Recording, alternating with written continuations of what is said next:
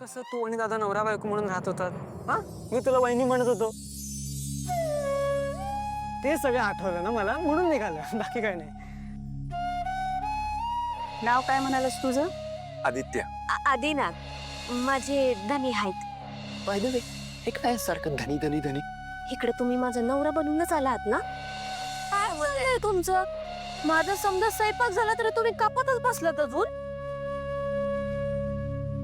अगं तुझा नवरा आणि दीर काही कामाचे नाहीत बघ. पहिने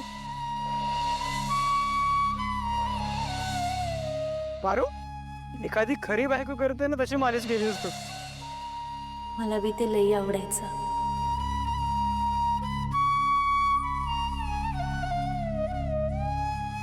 बरं पारू, पारूच्या मनात पण दादा आहे का?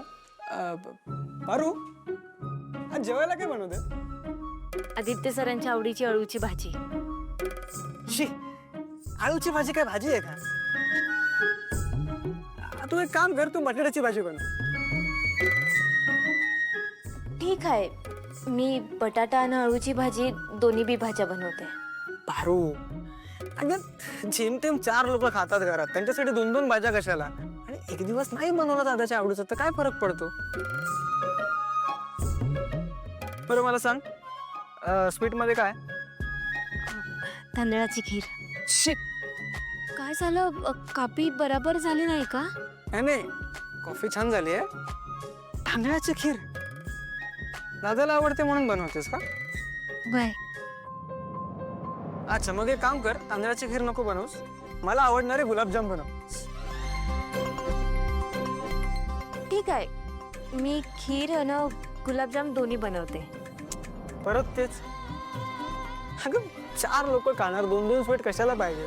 ते काही नाही, तू गुलाबजामच बनव. बर. पारू, जाऊ दे, दादाच्या आवडीचं बनव सगळं. अगं तो मोठा आहे ना, त्याला त्याचा मान देणं गरजेचं आहे. बनव. प्रीतम सर, तुम्हाला जे आवडतं ना ते बी बनवीन मी. ओके.